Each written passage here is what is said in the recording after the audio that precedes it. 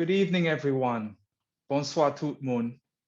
I am Matthew Smith, Director of the Center for the Study of the Legacies of British Slavery in the History Department at University College London.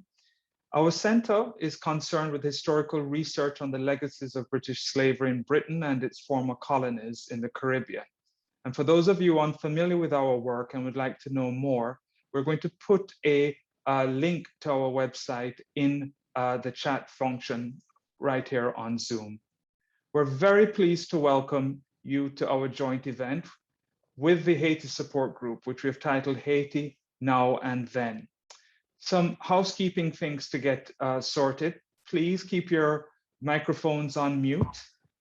We will have ample opportunity at the end of the presentations from all three presenters for you to pose questions to them. And the questions can be posed in the chat, where they'll be taken from the chat and then asked directly to the presenters, or we'll call on various persons who will be able to ask the presenters questions directly.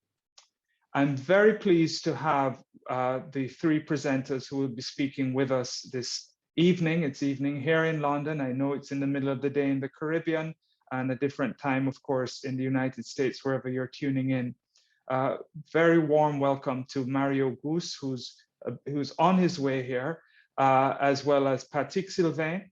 Oh, Mario is here, good. Warm welcome to you, Mario, Patrick Sylvain, Tamlynn Torchon, and I'll introduce each of them very shortly.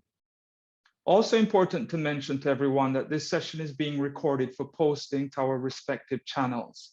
So this will be made available to people who are unable to join us this evening so that they can watch it and access it later. The great legacy of racial slavery in the Caribbean is a search for freedom among the people descended from the captives of European colonialism. Haiti has for the region always been a North Star in that search. Its revolution between 1791 to 1804 made possible the vision of Black freedom and self-rule. Caribbean thinkers for more than 2 centuries have reminded us of this, from Martinican Aimé Césaire, Cuban Alejo Carpentier, Trinidadian David Rudder, Jamaican Marcus Garvey, St. Lucian Derek Walcott, and Guyanese Elsa Govaya have all centered Haiti in their discourse on the region. From its beginnings, the importance of Haiti was a situation not containable to the country or even the Caribbean. Imperial powers fought for control of it. Later, some, especially the United States, bristled at its existence.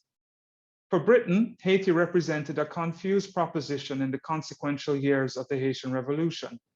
In the midst of war with France, on January 1, 1793, a British loyalist in the American Revolution, James Chalmers, in a memo to Prime Minister William Pitt, called for the British to take over Saint-Domingue, to make it a colony just like Jamaica or Barbados. He joined a community of French colonists in London who were willing to give allegiance to King George for supporting taking back their colony, the richest in the French Empire for them. Yet from these evils, Chalmers wrote, the greatest and most lasting benefits may arise, end quote. Thousands of British troops under Pitt's instruction would eventually occupy parts of Saint-Domingue for 5 years before being routed by Toussaint Louverture in 1798.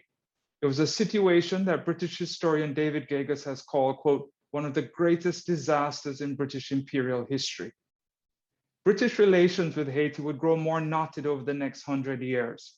Depictions of Haiti as a place of degradation were routine in British traveler accounts of the Caribbean, most famously capsulated in J.A. Froude's 1888 claim that if left alone, the rest of the Caribbean would result in savagery like Haiti.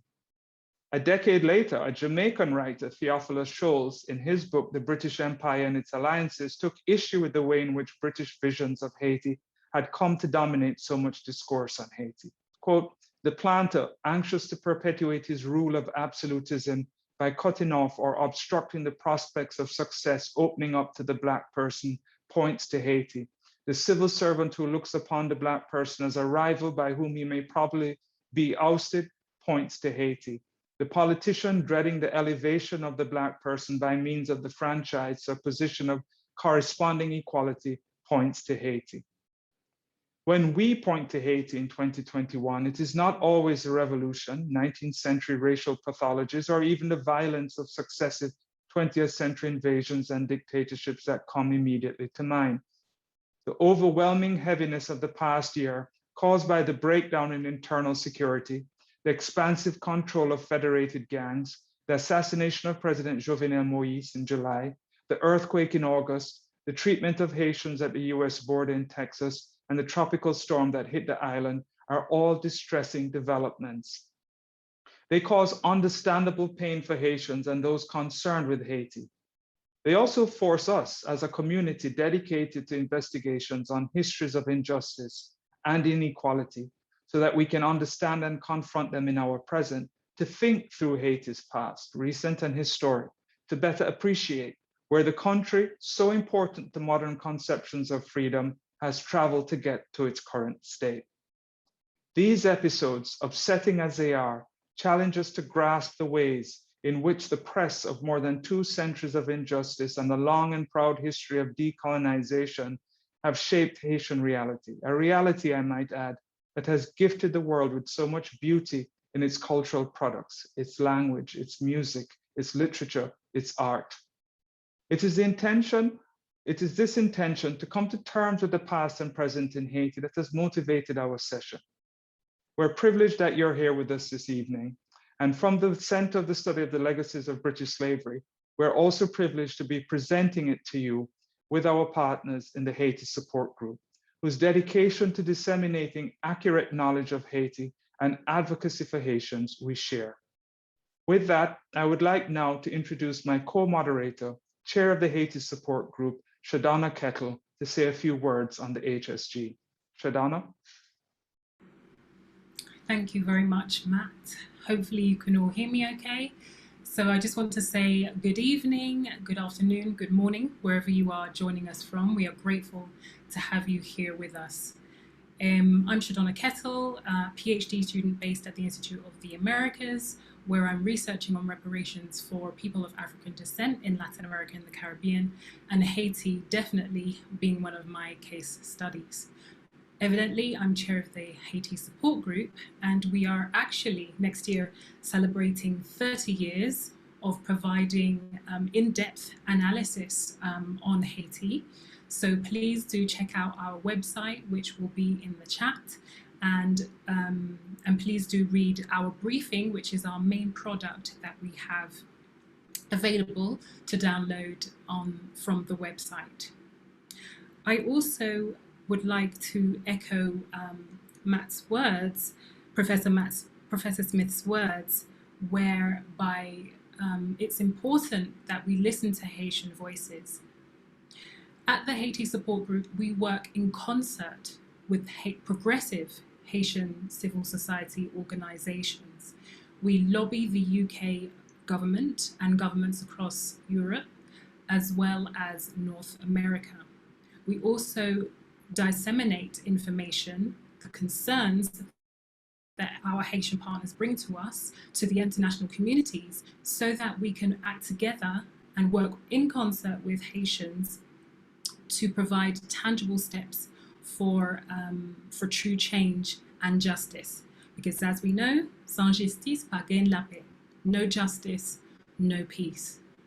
I also echo Professor Smith's words, whereby we have an excellent lineup of panelists joining us this evening. And as we know, it's important to hear directly from the voices of Haitians to talk about Haitian concerns.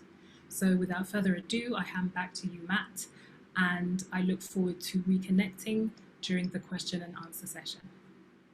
Thank you, Shodona. And it now gives me a lot of pleasure to introduce to you our 3 presenters, Mario Gousse, Patrick Sylvain, and Tamlynn Torchon, all coming to us and joining us from 3 very different locations, London, the United States, and Haiti. I'm going to introduce each presenter, and they will speak for a brief 10 minutes, giving a few thoughts of their own on the situation in Haiti and how it connects to some of Haiti's past. After that, we'll have a discussion among them. Our first presenter is Mario Gousse, who was born in Haiti and he's a science educator in the UK, and is currently setting up the Jean-Jacques Dessalines Imperial Institute in Haiti. Mario is a long-standing member of the Haiti Support Group Executive Committee. Mario, thank you. Over to you.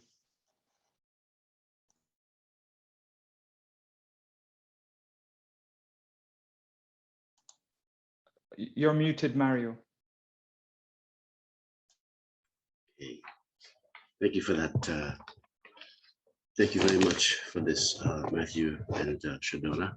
In the tradition of Haiti, I'd like to say to everyone, if there was some hardwood here, I'd knock on it, and I would say, honneur.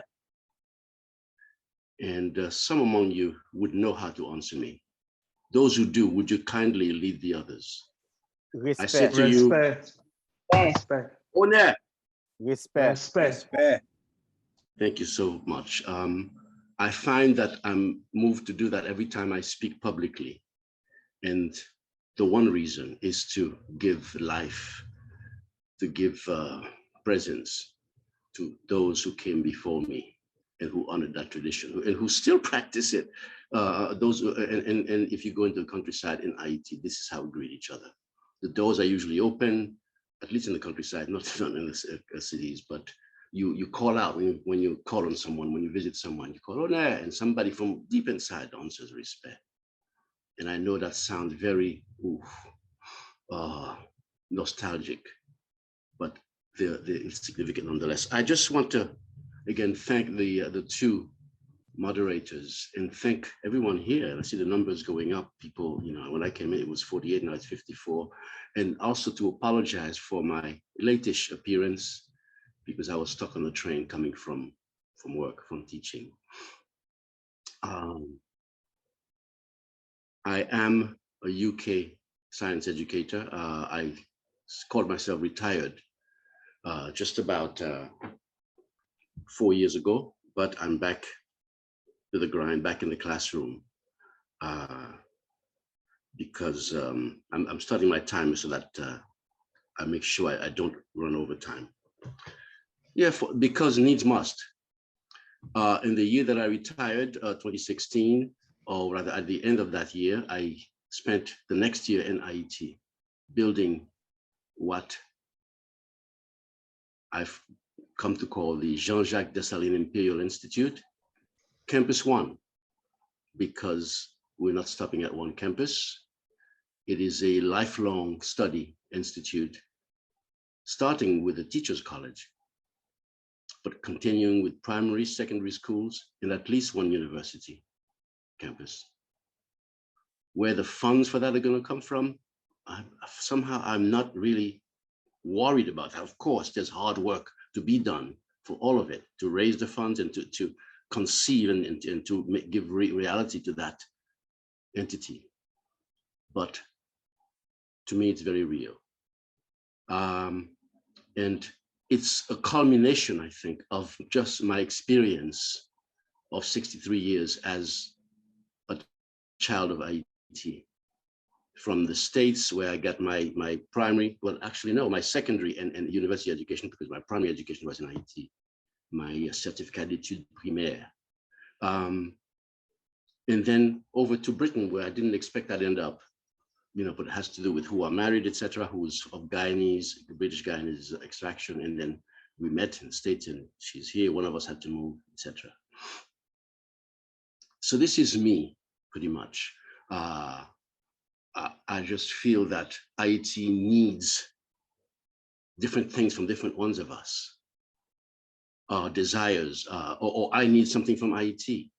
I need to see the Creole language, for example, be the language of instruction in Haitian education, hence the Jean-Jacques Dessalines, Institut Impérial Jean-Jacques Dessalines. I need to see Vodou stop, no longer being demonized, but being embraced for what it is, a spirituality of liberation, just like I think of Creole, the Creole Haitian as a language of liberation, because all of them played their role in Haiti.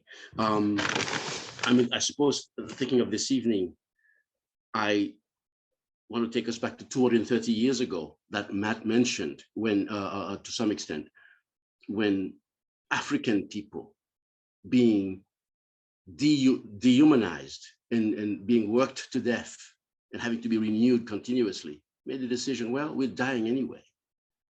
Let's at least claim our humanity. And hence we have this thing called the Haitian Revolution.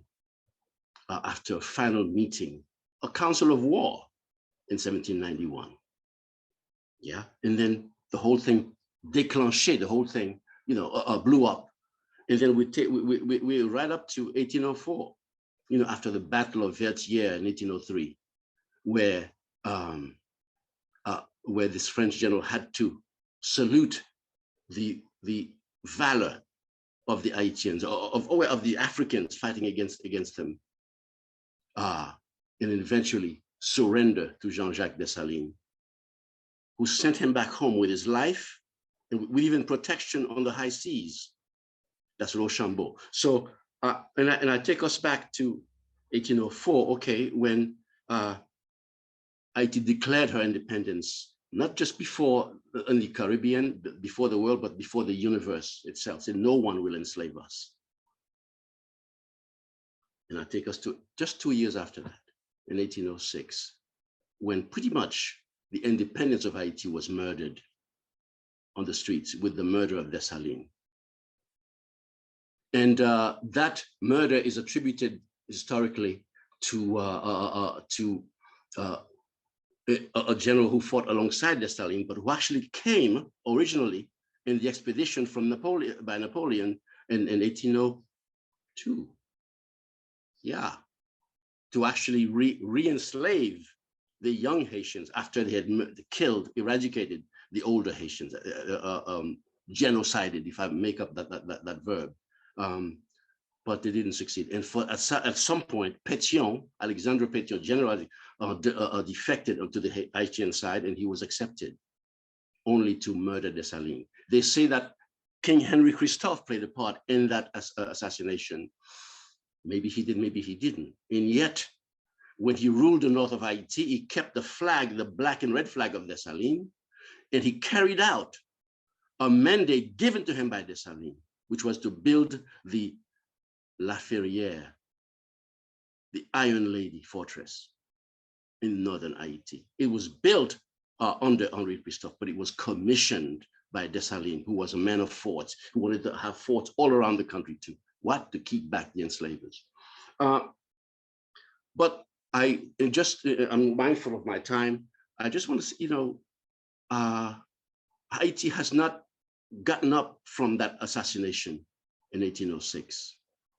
The vision for Haiti that these people had, people like Dessalines, people like Christophe, who at least was able to rule in the north for a good decade plus, a good 15 odd years, actually more, or maybe not even as much, but at least a good decade or so. And yet what we have in Haiti is the reign of the murderers. Even the flag of Haiti reverted to the blue and white, with the blue and red, with the white put right smack back in the middle, that Dessalines had ordered to be taken out, and of course with the coat of arms in it. But I'm talking symbolism, but to me, symbolism is key. Some symbolism, for example, us referring to the ancestors, to these Africans as slaves, or slave revolt this and slave that. These minutiae that we take for granted. Some of us, perhaps no one in this audience, no one in the 58 of us who are here now. But all around us, that's what's being done. And I don't think we stamp on that as readily as we should. Because I think the minutiae are working on us. The fact that these people are called refugees or miserable, all the poor people, but these people are heroic. I'm talking about the people being whipped by men on horseback, the people who are drowning on the high seas, trying to get out of Haiti, not out of desperation, but out of a sense of responsibility for their families. The people who traveled the length of South America to get up to Texas, through Central America. To me, that just blows my mind. Who does that? because they have the same, our family will not die in this country. Our family will survive in one way or the other. And I, as a head of the family or as a young person, I'm going to go out there and make something. Not, yes, personally, a lot of them are doing it for themselves, but a lot of them are doing it for the family. The mothers and the children being chased across the Rio Grande. I'm just saying,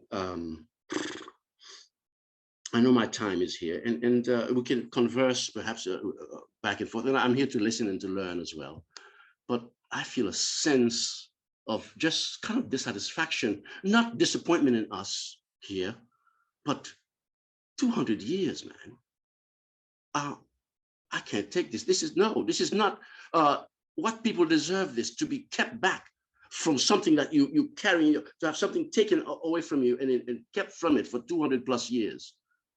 And it's almost, anyway, I thank you for the time. I thank you for listening. And I apologize for the incoherence of my talk, but I appreciate your time. Thank you. Merci un peu, Mario. Big pleasure. Very good, very good to have that connection going back to the origins of the revolution. We now move to our second speaker, Patrick Silvang.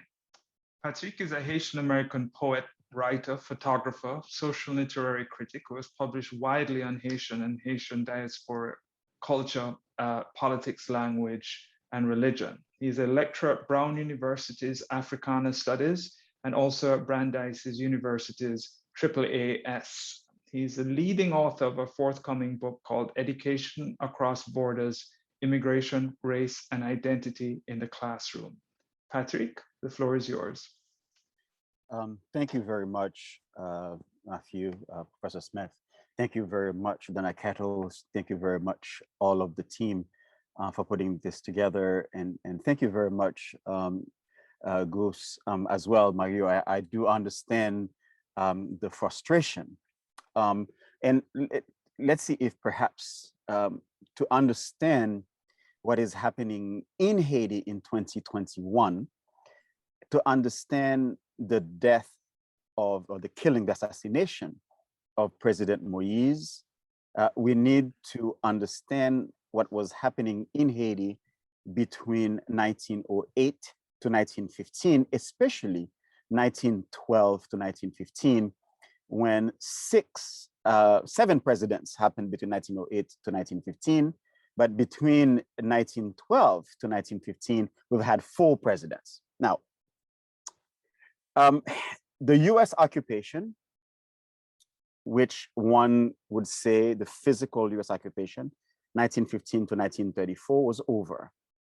I would argue that what's going on in Haiti currently, it's because Haiti is still in a state of occupation, indirectly from the United States.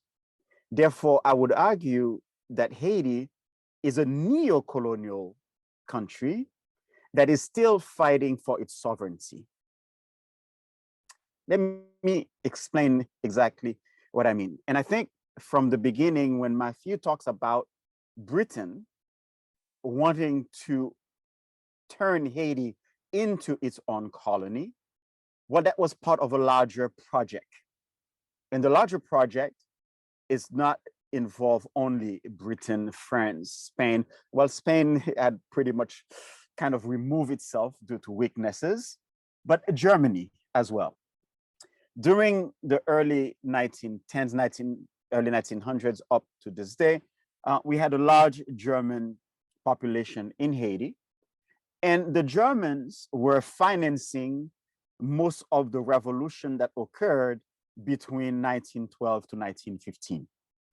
Furthermore, the Germans intermarried Haitians in order to bypass the 1918 constitution, which prevented foreigners from owning property in Haiti. Such constitution, written by Dessalines, was amended, completely changed by the Americans because they were interested in Haitian property. And that is extremely important. The Germans wanted, in a sense, in a very slow, deliberate way, wanted to make Haiti part of its imperial power. The Germans built a German school in Haiti in 1912 and wanted its German citizens to go back to Germany in order to be Germanized, right? And the Americans saw the presence of the German as a threat because primarily the Americans, since the late 1880s, under President Salomon, the American wanted to have ownership of the Mall Saint-Nicolas. And the Mall Saint-Nicolas is extremely important island, has been through various Haitian and American negotiation since the 1880s, and then specifically in 1915, 1918, and then in the 1950s, and then in 2012, 2011, actually 2009 and 2011, and also in 2018 and even to 2021. Now, why the Mall Saint-Nicolas is so important? The Americans would like, as they've asked, for our modern constitution to be amended, and this is the fight. If the constitution is amended, Article 148 would allow the president of Haiti to bypass the Senate in order to write contracts directly with foreign companies and foreign entities, namely to allow them to extract the material wealth from Haiti. Material wealth, meaning gold. We have a large reserve of gold in the north, and it is not a coincidence that most of the cacos were from the north, and all of the revolution from 1912 to 1915 came from the north. Furthermore, we also have iridium in the south near Jacmel, okay? And we also have petrol in the south that goes all the way up to the north. So Haiti, when people say Haiti is the poorest country in the Western Hemisphere, true but not true. Haiti is extremely rich in material wealth. Bauxites during the US occupation, the land of Miagouan Payan, which is the land of my ancestors, was taken over by the Americans, the Reynolds Company, in order to have complete control of the Haitian bauxite. Now, the Minoterie d'Haïti, the Ciment d'Haïti, was completely privatized. So in other words, this is a fight of, it's an imperial fight. It's a fight against imperialism. It's also a fight against neocolonialism. In order to understand, and rightly so, Vodun, and Mario Gousse is correct, which has always been part of the liberation fight for Haiti. It is not an accident that we have so many missionaries in Haiti trying to create a new form of understanding through the evangelization of Haiti, which is a form of psychological slavery, which is a form of neocolonialism. 1921, under the US occupation, the US brought several pastors to really pacify not only the Haitian peasants, but also to make sure that the white soldiers would not be in sexual relationship with the Black peasantry. Because one of the things that which is extremely important is the number of light-skinned mulatto, I hate the word mulatto, children that were running around in the countryside after 1915. And one person who was, and this is not private, and who talks about it openly, our well-known writer, oh my God, why am I forgetting his name right now, was a product of rape during the occupation, right? And he talks about it openly. The name will come to me for a minute. Is a painter, as a writer, and what we are dealing with, in the same way that revolution, so-called revolution, the rich hired the cacos from 1912 to 1915 in order to replace revolution, to replace presidents. What we saw, the murder of Moïse, was, in a sense, an imperial kind of quasi-contract in which the FBI and others, l'enquête se poursuit, are still trying to figure out the motives behind it. It is not a coincidence that Jovenel Moïse wanted to, and I'm not for Jovenel Moïse whatsoever, right? And I think that he had a lot of issues. However, once in power, he realized that he could not allow the bourgeoisie to make tons of money, millions upon millions of dollars upon the state, because the state, the Haitian state, has always been the private coffer of the middle and upper class. Haiti is one of the few places where the bourgeoisie does not work with its hands or with their hands, right? They see working with their hands, manual labor, as belonging to the peasantry. Thus, what we have in Haiti is really a two-class system. And General Smedley Butler of the United States in 1916 said that for him, there are two types of Haitians: the Haitians who wear shoes and the Haitians who do not wear shoes, all right? So, and he says, I do not like the class that wear shoes. Of course, it's very racist from his point of view, but both Admiral Capitan, General Smedley, as well as General Waller, racist as they were, hated the Haitian bourgeoisie, not only because of their education and class position, but it's because they said they are not true patriots, they are not true nationalists. As we are speaking in 2021, we have over 200 families who are billionaires. One of them, the Bijo family, worth more than anyone in Haiti, over $50 billion. How could someone, so many, 200 families or so, make so much money in the poorest country in the hemisphere? It means that there is something going on in that country, in which, going back to Dessalines, when Dessalines said, what are you going to do for the children who are born in Africa?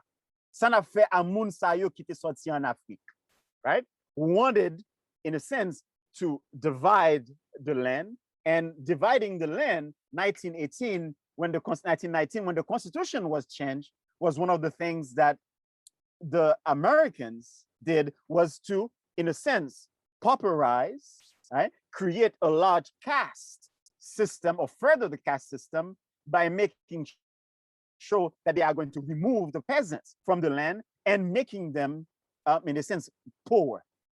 As a result, to finish, because I will wait for sort of the question and answer session, as a result, in 1922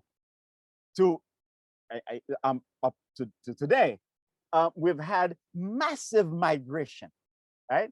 The peasants leaving their land, going to Cuba, going to Dominican Republic, and going to Puerto Rico, where the Americans had set up sugarcane plantation. Thus, in 1937, when over 25,000 Haitians were massacred in Dominican Republic, it is the direct result of the US occupation.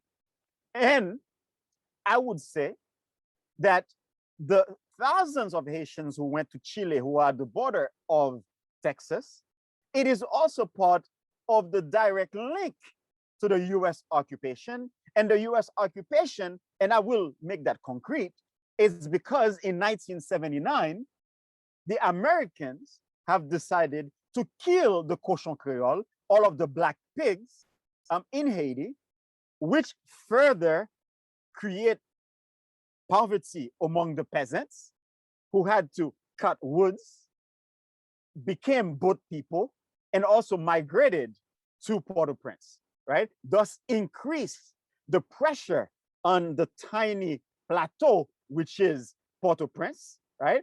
And creating a nightmare for people to live in, because Port-au-Prince was really made for no more than 300,000 people, right? So now we have close to 3 million people living in Port-au-Prince. The landscape, the forestry in Haiti is less than 2%.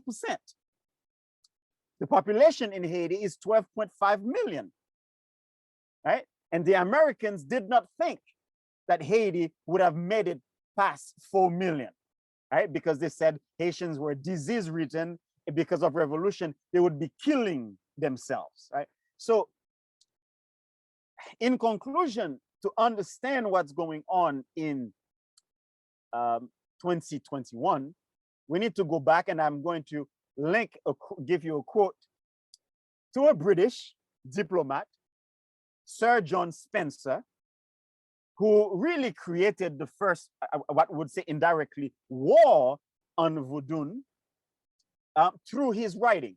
In 1899, Sir John Spencer wrote in the introduction, quote, "For those who knew me in Haiti know that I have no prejudice of color. If I place the Haitians in general in an unfavorable light, it is from a strong conviction that is necessary to describe the people as they are and not as one would wish them to be." And he went on to say, "What the Negro may become after centuries of civilized education, I cannot tell. But what I know is that he is not fit to govern now. I have been informed on trustworthy testimony that in 1887, cannibalism was more rampant than ever." And that so-called case of cannibalism, which became a raison d'etre for Westerners to occupy and to evangelize Haiti, was to claim that Haitians were a bunch of cannibals, that in voodoo, people eat each other, right? Thus, the false statement that during the Haitian Revolution, Haiti made a pact with the devil in order to gain its independence. Thus, the hatred of voodoo, and this is why I agree with Gousse, voodoo is extremely important in the battle for liberation, and this is why there is a war against voodoo in which Sir John Spencer participated in, the Vatican participated in, and Haitian evangelicals do participate in as a result of the US occupation. Thus, when 17 missionaries were kidnapped, unfortunately, in Haiti, this is the legacy. When you call people cannibal, that they are not civilized, and you want to create a Christian out of them, this is the result. And I will stop there. Thank you very much. Thank you very much, Patrick. That's a very rich presentation with lots of parts to it. And I can see immediately a dynamic that's developed between the two presentations from Mario and Patrick, both looking at Haiti in two very different periods. One, Mario's contribution focused a lot on the origins of Haiti after the revolution, that very complicated period of state building and nation formation. And Patrick joined that conversation with a more detailed examination of the period of the early 20th century, going into the US occupation of Haiti, which begins in 1915, extends into 1934. There are two very concurrent themes that are formed from these two presentations. One is the diplomatic relationship to Haiti from other countries. Great Britain has been mentioned by both presenters, but also the United States, especially in the 20th century. And the second theme is a cultural aspect of Haitian survival and Haitian resistance, which has been Haitian voodoo. And both have looked at that and shown very persuasively and also very informatively how voodoo figures into our understanding of the evolution of Haitian society in many ways. So you have these sorts of collisions, if you will, that are happening between how the outside world is sort of treating Haiti, as well as internal developments in the country itself during this period. And we can definitely look at some of those themes much more closely when we get into the discussion and how they sort of relate to where Haiti is at now. We have, as our third presenter, and we're very, very pleased to welcome Ms. Tamlynn Torchon. Tamlynn is a graduate of University of North Florida's graduate program, well, actually a bachelor's program, my apologies, Tamlynn, in international studies. She currently works at Malteser International INGO in Haiti. So I'm going to pass things over to you, Tamlynn.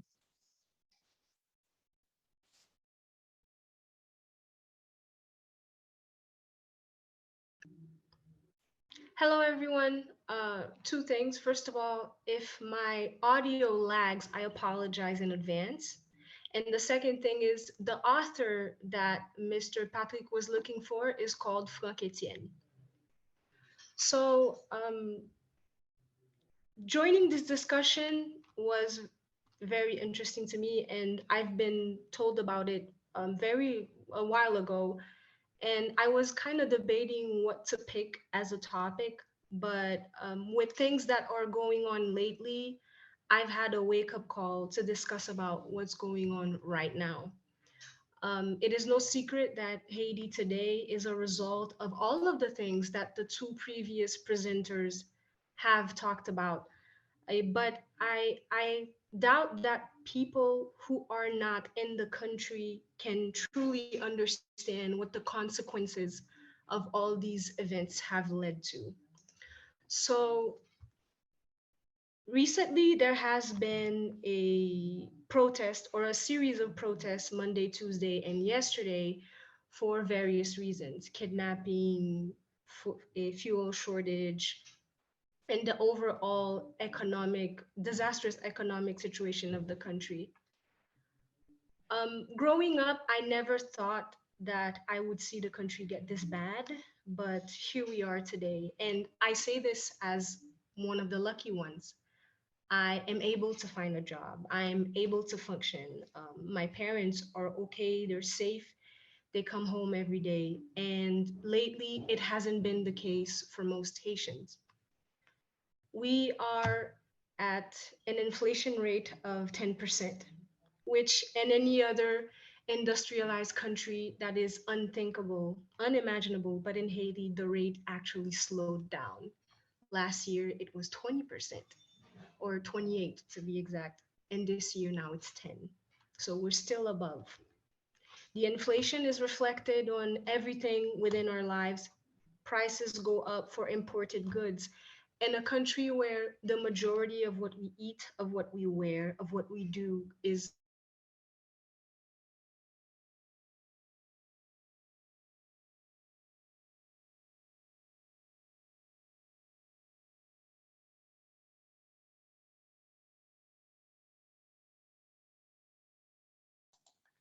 I think we've lost Tamlynn temporarily. We'll give her a chance to log back. for power. Hello? Sorry, Tamlynn. Mr. Yes, you just got Matthew? cut off briefly there. If you wouldn't mind just restating where you just left off. Thanks. What did you hear last?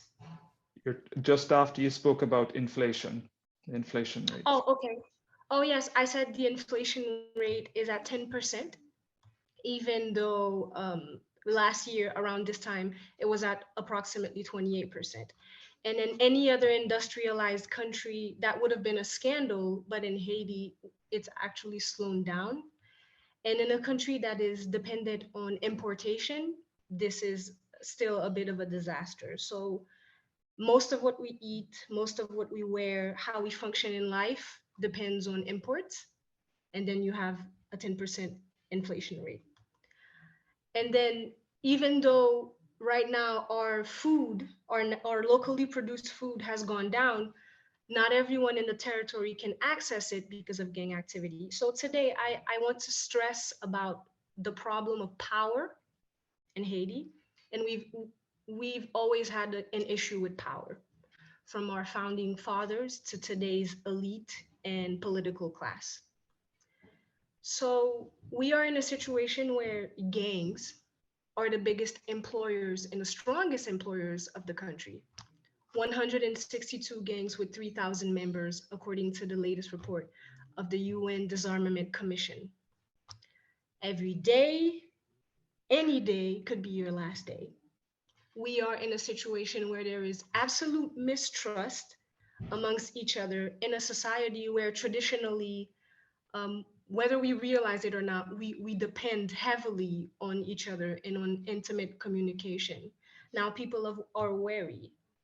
Any sign of disturbance can lead to a mental breakdown. And I fear that us in Haiti, we're not even aware that we are functioning under constant trauma from not being financially or economically secure, trauma from constant political instability, trauma from gang activity, kidnappings, murders, assassinations, and everything. So we have to address the elephant in the room, which is the thing that is destroying, or the two things that are working together that is destroying Haiti right now, is a hunger for power and corruption. So the hunger for power can be seen with the recent assassination of the president Jovenel Moïse, and then the struggle that there was between Ariel and Mr. Claude, if I'm saying his name right. And then the constant corruption is finding out that most of your state representatives, who most of the time are not elected, they sponsor their own gang armies. And the gang armies, rival or not, sometimes they unite to do something in common, such as causing disturbance in the petroleum distribution. So I am at a point where when I was younger, my dream was to be in the state. Like many other capable Haitians, we wanted to be in the state. But now, as I'm growing up, I'm realizing that the state is rightfully so perceived as a cash cow machine. Get in the state, you enrich your family, you get a visa, you leave after a few years, and then you don't have to worry about the country again. It's gotten to a point where it's very discouraging for us who have decided to get on with the education, understand the system, come back and work and try to thrive, only to realize that there's no thriving here. And I'm surprised that, or maybe I'm naive, but I have a feeling that people didn't see it coming that bad. Yesterday was an absolute shocker to most people who were working, and only to find out that stepping outside was like going to a war zone, all because fuel subsidies aren't working. Not because subsidies are wrong, but because the prices have gone up internationally, they reflect here, and the state cannot handle this business. So now, what I really would love to do today, with the focus on history, yes, is to speak about what can we do to revive hope in people, because I don't see hope, and I am not the only one who doesn't see hope. We are trying to find something to hope for, but we are not seeing it. I would love a discussion about how can we reassure people both in and out of the country that we can do something about all of this, because now I don't know if we go any further, and I wouldn't want to know what any further looks like, because in what we are today, in the situation that we are today, I think we've reached it. So I just wanted to point out also that all this situation has created internal refugees, internally displaced refugees, about 5,000 of them, from cities like Village de Dieu, Cité Soleil, Carrefour, Martissan, who had left to go to Delma, Pétionville, or leave to the provinces if they can. and they cannot find housing opportunities because, again, the general mistrust is so big that people are afraid to rent them housing for fear of thinking that they are part of gangs. And women and children are the most affected. I'm not even going to get started on vulnerable populations like the handicapped or LGBTQIA plus people who, in a country traditionally ultra patriarchal, are already were already prior in dire situations. So, what are things that we can do? The only solution that I'm thinking of, and again, it's not detailed, but we the people who think that we can serve others and who think that money can't corrupt us, we need to create plans on every sector because all sectors need work here, all of them, and realize that we have to step up because if we don't, this is never going to stop and this is only going to get worse. And I have a bit of faith that there are other people in and out of the country that want to do good, that want to create a model by Haitians for Haitians to work for all Haitians, not with classism or colorism or any other things. And I want us to bridge the gap and to reflect on what we can contribute for the next 5 to 10 to 20 years and really put ourselves out there and try to find better solutions because this is unbearable, and I'm one of the lucky ones that get to sit in the comfort of my home with you today. Many people cannot afford to do that. So that's all I have to say. Thank you. And thank you, Tamlynn. That was a very moving presentation. I really want to thank you for being so open and for sharing your thoughts, personal feelings as well about what is happening now. It's very sober for us to reflect on. I also think that the fundamental point in what you have shared with us, which you reinforced about power, is a useful way for us to enter into discussion about the way in which power has always been a very contested force in Haiti, and that perhaps some of what we see now is the unraveling of traditional mechanisms or traditional means of brokering power. You mentioned the state, the weakness of the state and the vulnerability of the state to corruption and the way that that bears very negatively on people in Haiti. And maybe one way we could sort of start to have a conversation among the presenters and all of us here before we open it to the audience is to think about other spaces that have conventionally held power and what responsibility they may have. And we know internally now there's a certain vesting of power in the hands of the gangs, but there's also been, and I think this came out in Patrick's presentation as well, and also Mario, a power that's held by a very broad international Haitian community. And I wonder if our presenters may want to say something about the role and responsibility of the Haitian diaspora in historically that role has been so decisive. If we think about the collapse of the Duvalier dictatorship in the 80s and the role that the diaspora played in sort of precipitating and leading the charge there. But what is that role now? And I think also of the role of the diaspora in after the 2010 earthquake. But do you see a role that the diaspora has now in dealing with the situation in Haiti as a sort of source of power? And what could that role look like? Maybe we'll start with, well, anyone, but I thought maybe some of Mario's comments might be a way for us to enter that conversation. First of all, thank you, Tamlynn, again for what somebody I once heard might refer to as a cri de coeur because and I really appreciate the different perspectives that we're each bringing. And I really appreciate, again, thank you, Matthew and Shodona and everyone here. Power. Well, two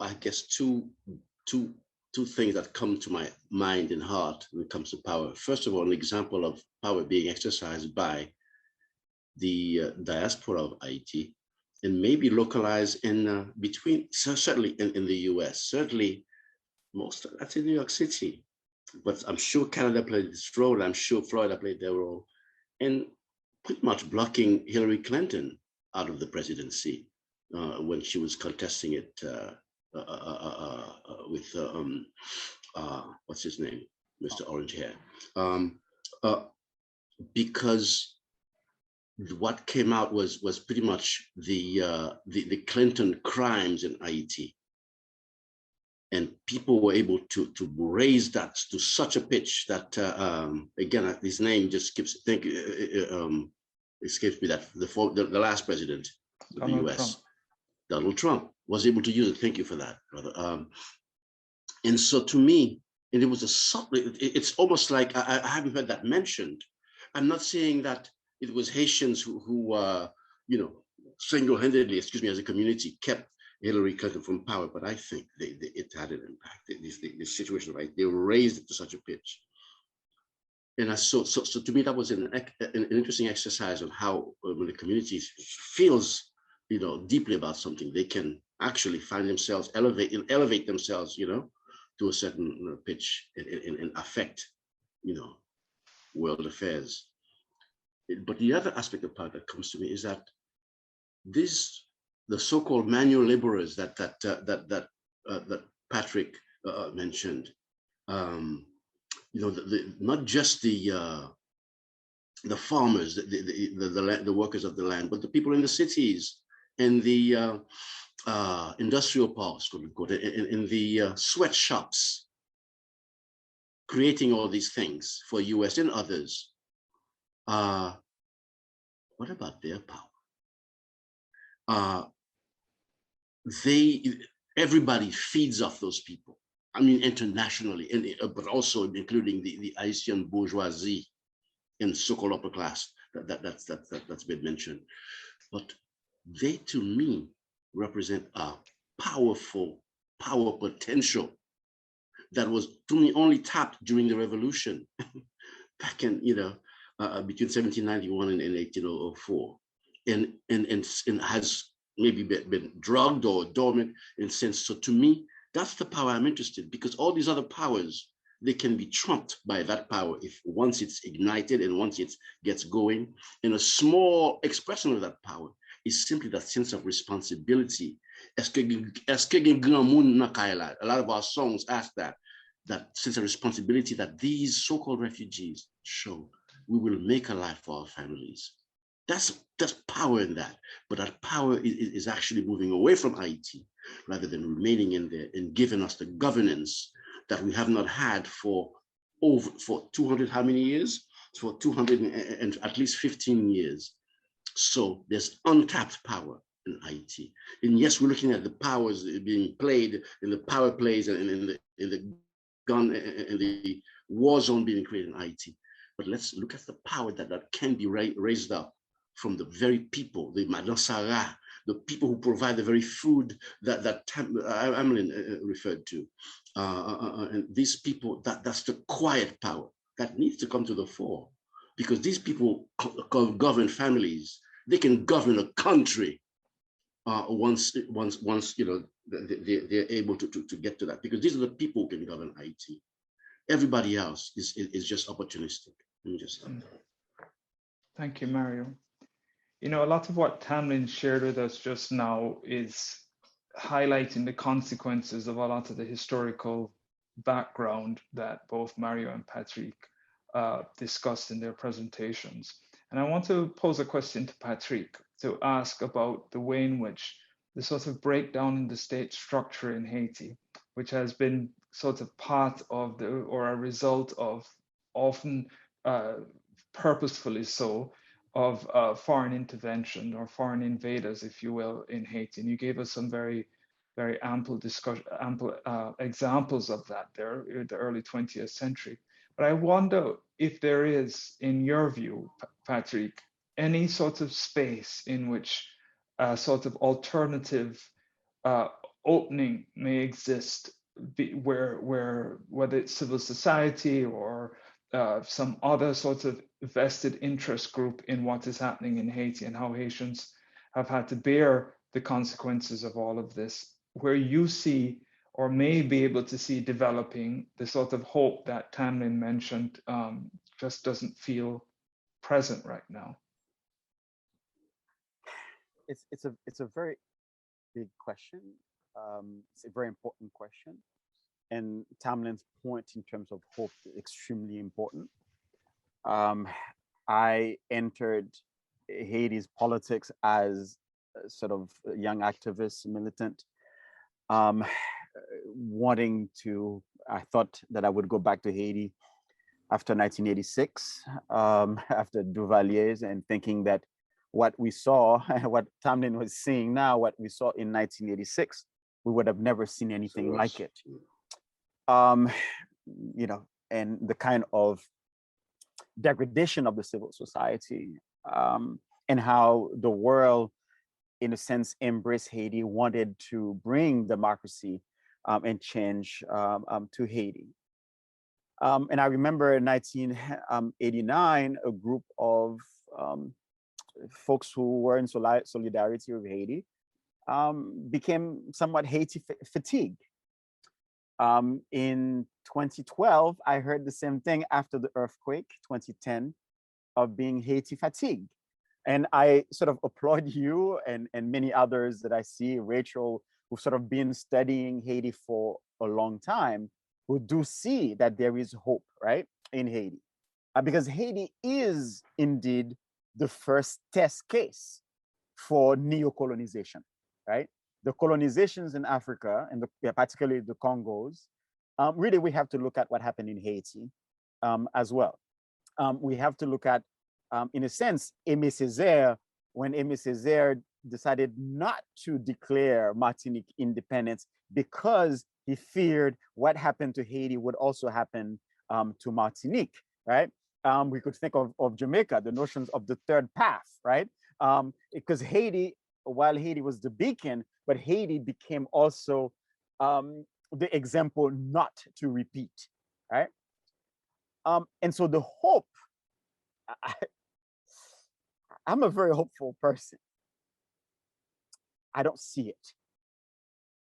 I do not see it. Because the hope really sat after independence, the Declaration of Independence.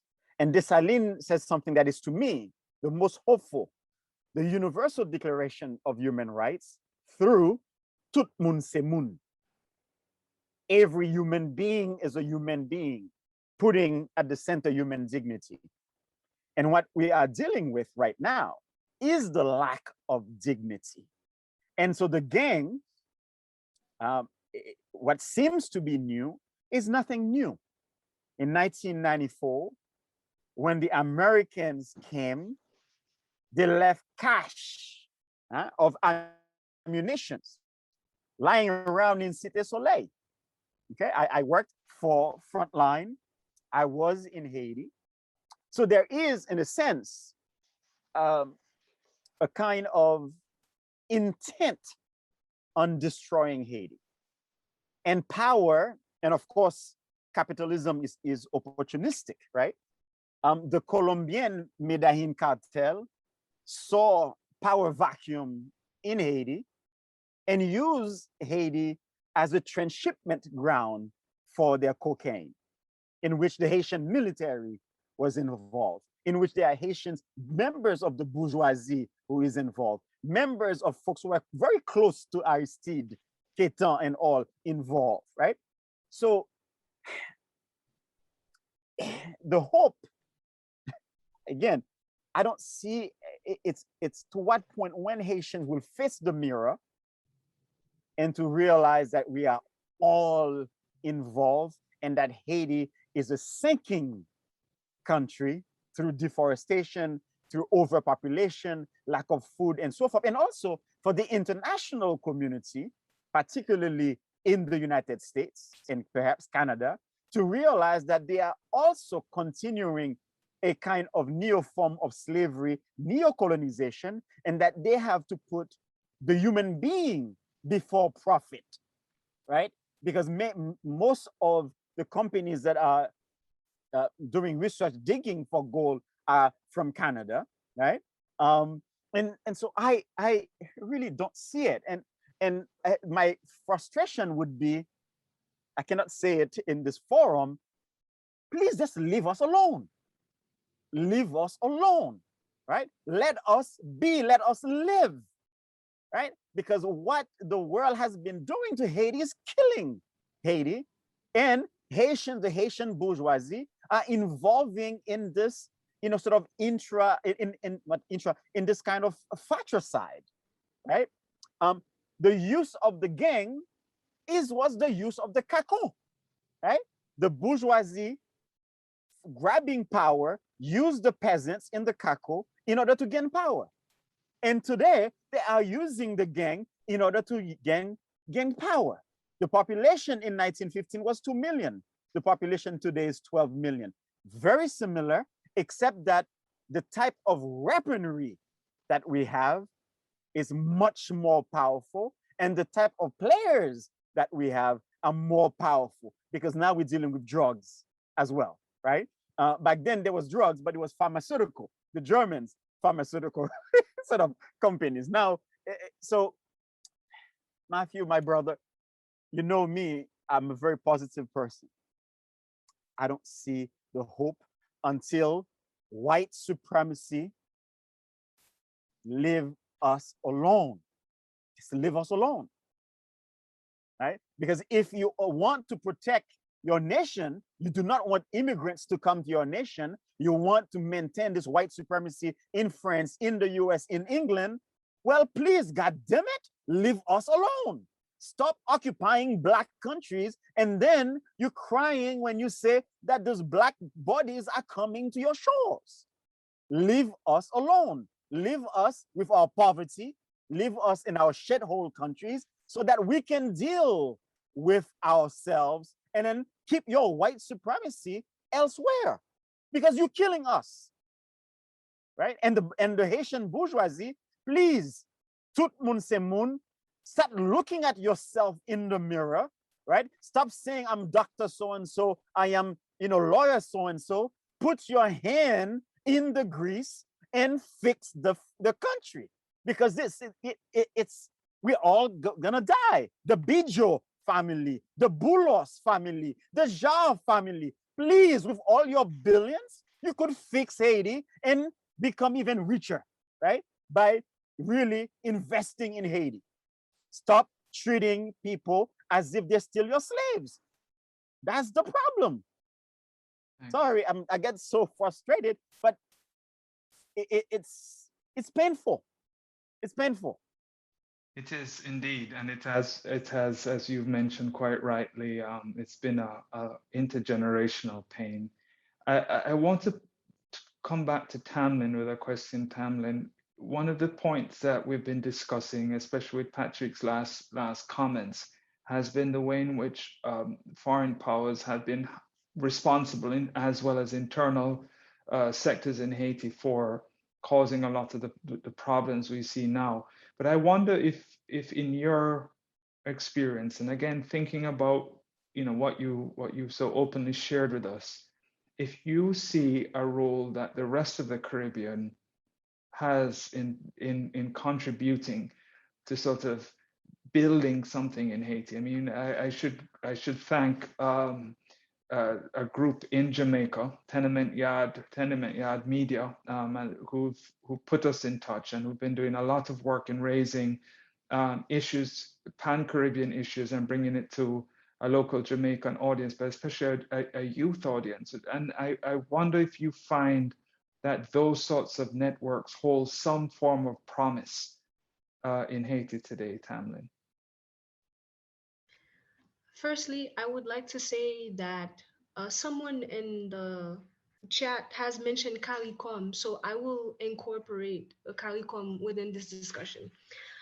When it comes to the rest of the Caribbean, with the governments, I will say that they consider Haiti as an anomaly because we are, at least at a surface level or explicitly, we are the way we are, which Mhm. is with poverty, with gang activity, with so on and so forth. Even though every single other place in the Caribbean goes through this, they don't go through it at the same rate, or it is not as exposed by international media.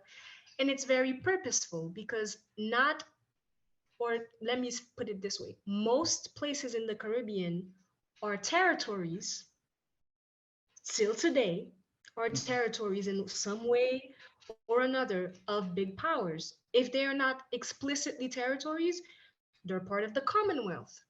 If they're not that, they are DOMs, they are Département d'Outre-mer. If not, they are still US Virgin Islands, British Virgin Islands. So it is not in the interest of big, powerful countries to put out the issues that are plaguing their territories in the Caribbean. So there's an interest in keeping the imagery of Haiti down. Now, because of that, it is reflected in the governments and in the general population that Haiti is an anomaly. If anything, we know that Haiti's there, smack in the middle in the Caribbean, but it's not really there. Mhm. That's the general sense that you get speaking to other Caribbean folks, that they may be aware of our history and they may be proud of it, but there's a certain time or there's a certain period where that pride stops because it's like Haiti's so bad they can't hide it. They make the rest of the Caribbean look bad. This general attitude is definitely reflected on Calicom, with one of the most recent examples was this whole discussion about should Haitians go freely to other Caribbean nations and territories because once they leave, they stay. That is a Mhm. phrase. Once they leave, they stay. They are migrant workers. We don't want them there. Or so they claim publicly. But yet privately, they love when Haitian workers go to these places because they get to pay them less and not offer them benefits. So capitalism, post-colonial capitalism is very ironic in that sense. Hate people or spread hate on outwardly, but internally, you rely on them in their cheap labor. So for the Caribbean to have a change of heart, we would have to elect people that inform themselves through places like Tenement Yad, that have this kind of pro-Caribbean stance for every Caribbean place, elect them into position of power with hoping that their stance won't change once they reach power, because that's the problem that we have in Haiti. And then the region will develop. Because once they will see that Haitians are not just Haitians, they're Caribbean, they're Antillean, they are in our region, then interventions will consent with consent. Interventions will happen smoothly. But again, with the kind of miseducation that is done about Haiti, whether it's with its past or with its present, I find it difficult unless miraculously everyone listens to Tenement Yad everywhere in the Caribbean. That would be really nice. Because if they did, then they would realize that we're not so different in the Caribbean, are we? We are all former colonies, if not present colonies. We all face serious problems. And even in the struggle, there's unity in that. So we definitely should do something about it. But people in power, they don't want that. Neo-colonial capitalism will never want that. And I pray that places that discuss these things, these discussions with the internet, will become more widespread to all generations, so that we get to a point where when we are in our position of power, we know that what we are doing is for the region. and Haiti will be included, and that's it. It's just it. We will all develop and evolve into a place that is beautiful, autonomous, and prospering for us. That's what I hope. Very well put. I could not add anything further to what you've said so wonderfully. I think now is a good time to open up. I imagine there are many of us who have questions and would like to communicate directly with our presenters. And I'm very pleased now to hand moderating duties over to my co-host, Shodona Kettle. Shodona? Thank you, Matt. Yes, we can see in the chat that there has been some dialogue, dynamic discussions, some comments and questions. So what I've seen from the chat, I kind of amalgamate them because they touch on some of the points that were already raised, particularly regarding the Haitian Commission for a Haitian Solution. Now, I'm going to kind of tie this in with a question I have as well, because I see that commission as a way forward, hope for Haiti's future. And I guess joining this with the questions from our audience then, this commission is made up of different civil society members of politics from different political factions as well. So they do, they're trying to get different sectors of the Haitian population to be part of this commission to see a way forward for justice. However, what about those voices that have been left out? We've been asked. Shouldn't it be an inclusive national dialogue? How can you ensure that really all the voices of Haiti's people are being captured? And I'm going to tag this on then to bring it to the Caribbean level, which Tamlynn already touched on regarding the Caribbean diaspora, but also we have a question here about the Black diaspora in general throughout the world. And us at the Haiti Support Group, we are all about the international dialogue and ensuring that the international community is aware of what is going on in Haiti so that we can all come together. And this is a question for all of you. How can the wider world, the Black diaspora, come together and show I guess show our solidarity with Haiti, because Haiti has given us a lot, especially for Black people. So I'll just start with those and then come back to another question. I'll answer it very briefly. I mean, I think in a sense we need to have a kind of new Pan-Africanism, because Haiti was a key member of sort of the first three Pan-Africanist movement.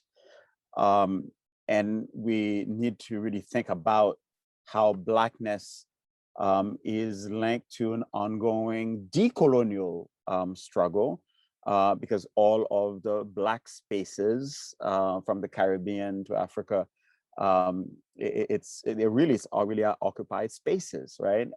Where and that's one thing that former UN director Kofi Annan had said. It's the worst thing that could happen to a Black country or to a country is to have natural resources, right?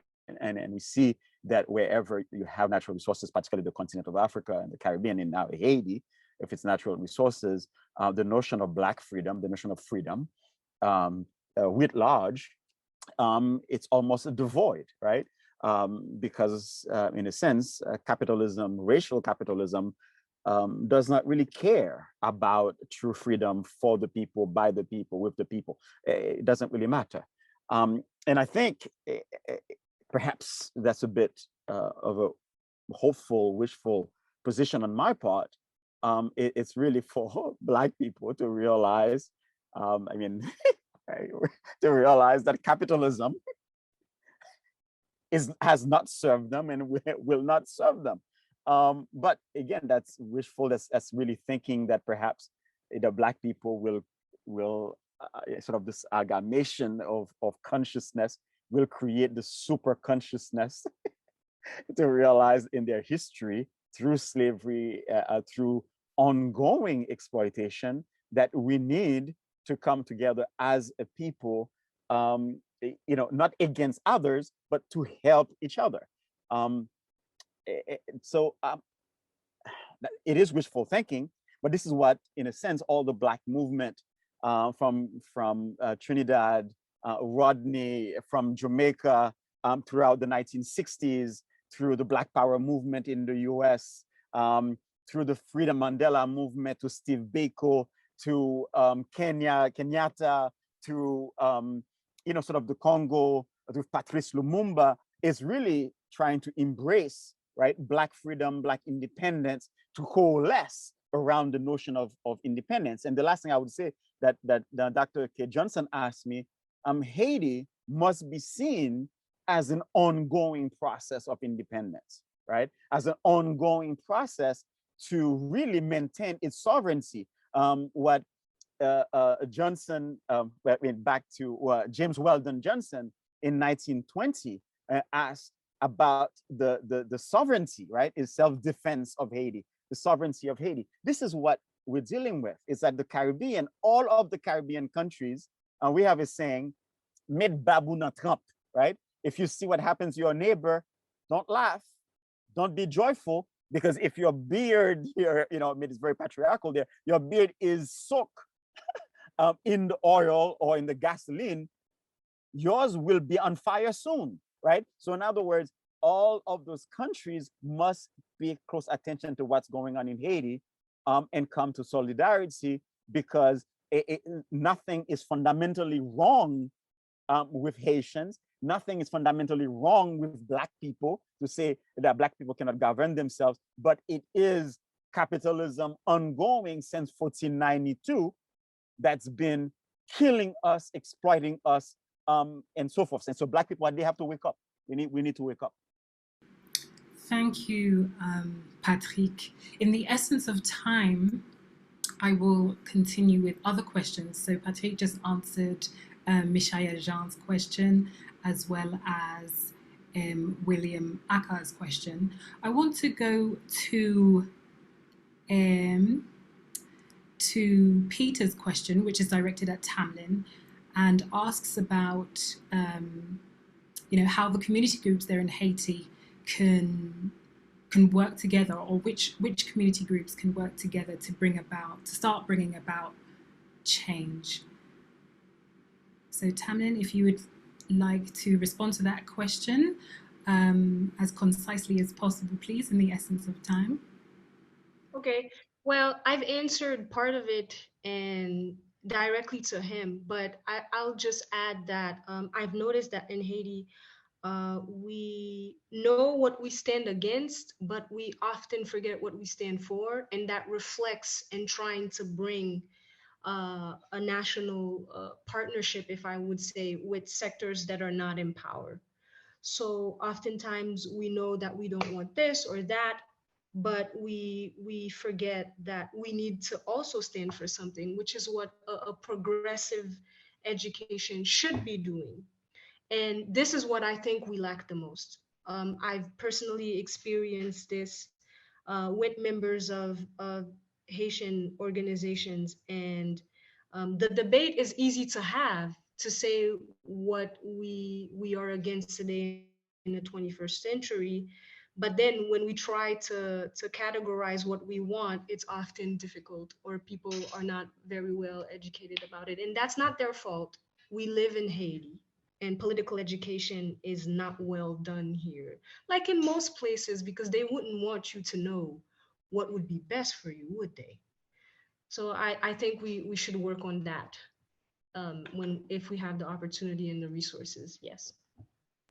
Fantastic. And then I'm going to come to Mario in a second, but Tamlynn, while we have you here, there's a question from Reno Sugioka, who asks about the international support / cooperation to improve governance in Haiti.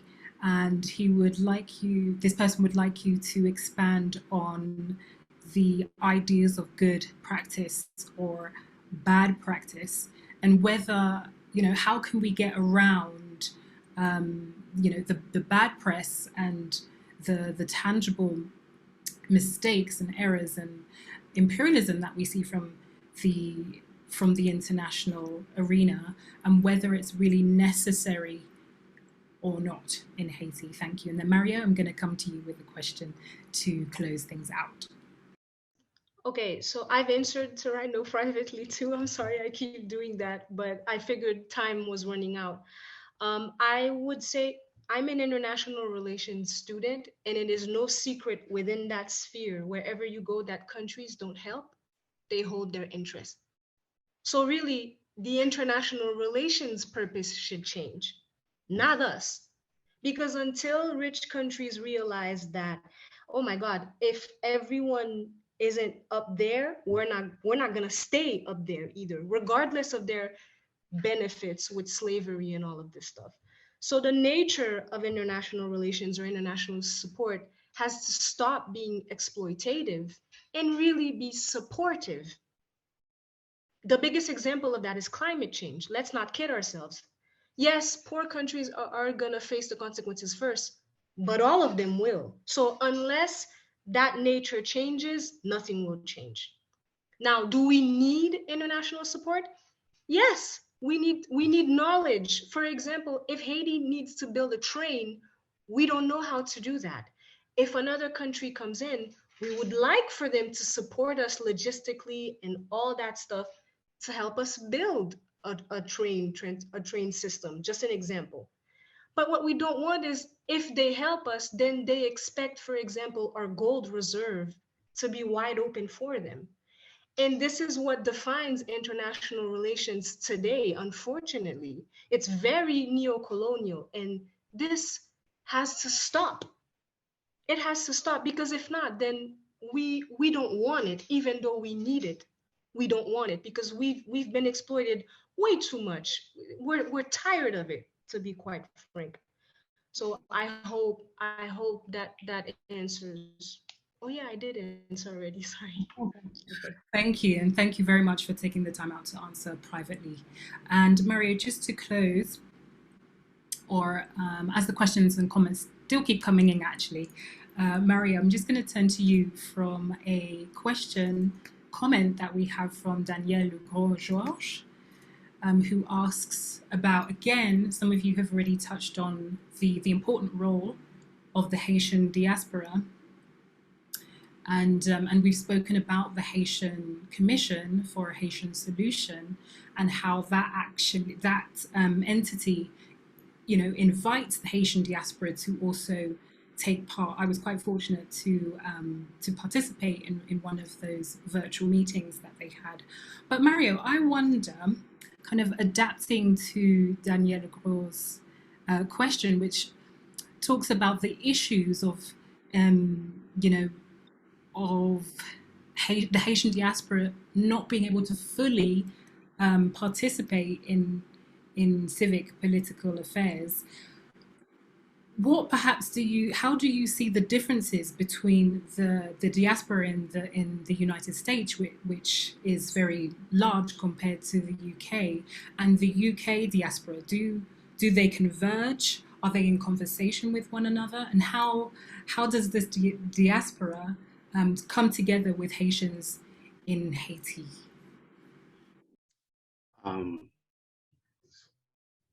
Right.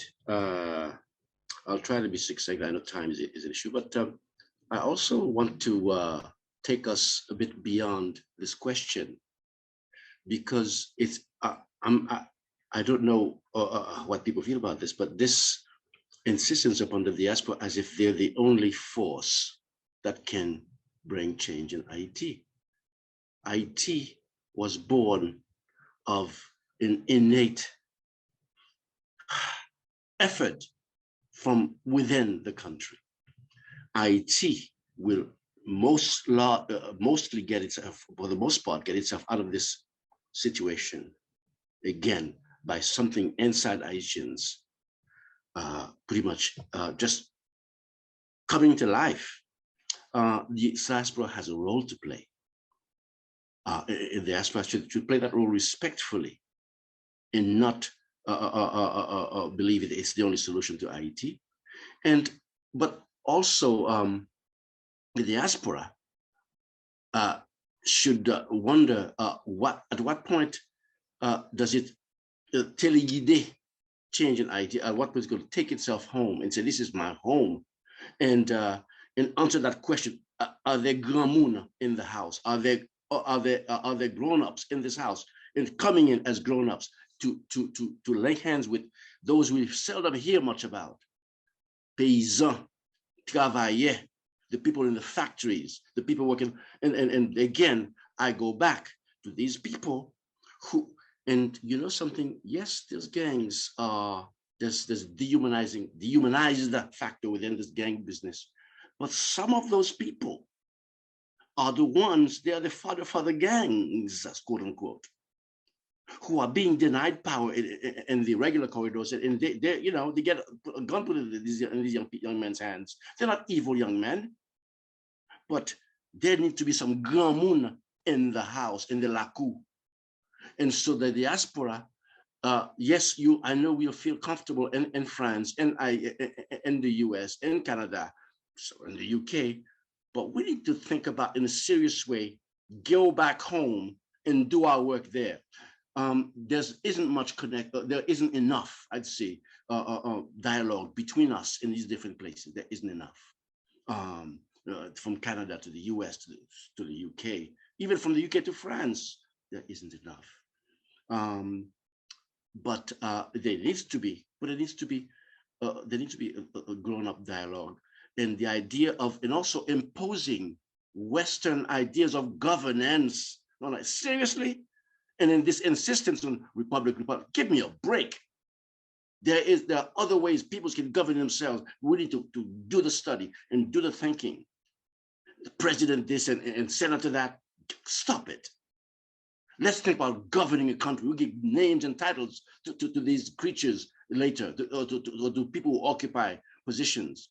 You know, the institutions to build or to reform or to give life to. Let's think about that and stop following, models that maybe work for some others. I doubt it, to be honest, but are not working for us. They're being used against us as hammers to hammer us down for over 200 years. So I'd say let's do some serious thinking and again, try to do it with free souls and free minds, and somehow unshackle ourselves from these Western conventions. Let me just stop here. Thank you very much, Mario, for your response to that question, provoking us to think now about not only the Haitian diaspora, but the wider diaspora, and how we can rethink and reimagine our futures and think of ways forward for perhaps self-governance. I can see that we have gone over time, but to draw this to a close and to bring in a final comment that we've kind of touched on, particularly regarding the Caribbean region and how support can be shown to Haiti. We have the mention here of the NGO complex, and how Haiti is known as Republic of NGOs. And I guess the question is here, what hope is there for Haiti to not depend on this NGO complex to move forward? So if one of you would perhaps want to take this final comment question from Davey, that would be great, and then I will bring this event to a close. I'll try to be brief. Is keep in mind that the construction of the NGOs was really to bypass the nation, the bypass the state, right? So in a sense, the NGOs they become a pseudo state, and when you have extreme poverty, You do have people within the country as well who are forming their own NGOs because it's about survival, right? So one is a bureaucratic neo-colonial project, and the other one is a kind of participating within that same neo-colonial project through its own propagation of pauperization, right? Through poverty, that we become mendiant, right? Tout le monde en Haïti a demandé, everybody's begging, right? And so the NGOs becomes that, it's a begging bowl. But it's also a feel good for those who are giving because they get tax cut and whatever else, but they do participate sometimes without realizing that their participation is also a complicitous to that neo-colonial project. So we do need to rethink NGOs, and I'm thinking sort of this Jamaican dub poet back in the 1980s who said, aid travel with a bomb, watch out, right? That aid itself is problematic. The aid is kind of like a bomb, right? I think it's Bennett who sort of sang it. So NGOs is a bomb ticking thing. And we need to really think, again, as Tamlynn was saying, that whole notions of international relations, who is it for? Who is it for? And whether it's contributing something positive or negative. If it is negative, stop it. Fantastic, thank you. Well, all of our panelists have given us food for thought and have narrated a story of Haiti from the revolution to the present day.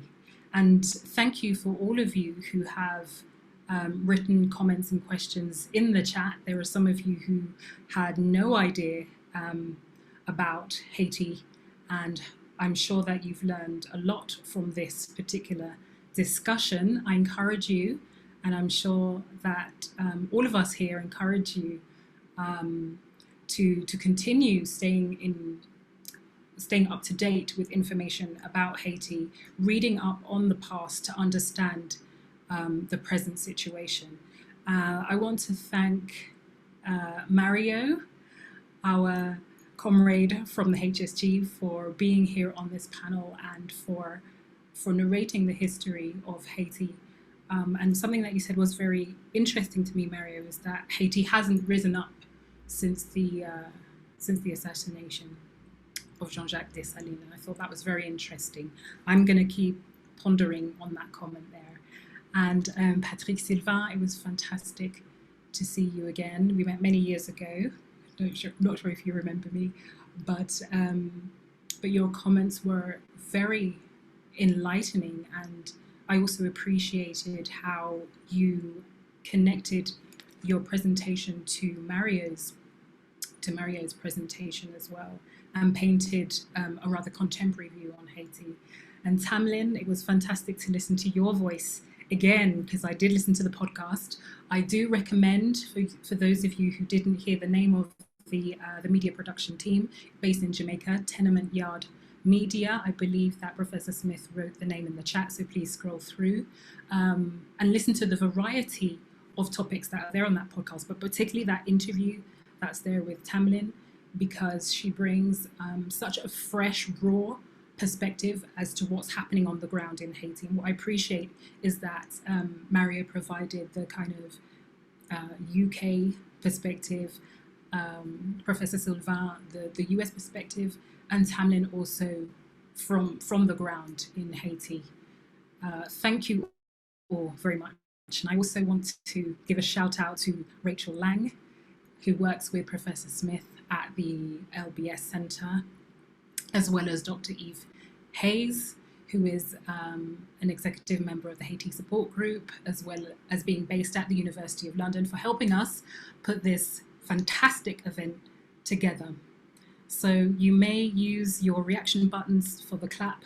You may unmute yourselves, give a round of applause, but I really would like to say thank you very much once again for your participation in this event. And Professor Smith, I don't know if you want to add any final remarks. Merci en pile tout le monde. Merci en pile Tamlynn, Patrick et Mario. Content pour nous là avec nous. And thank you also to Professor Smith for collaborating with the HSG to put this event together, which has been a long time in the making.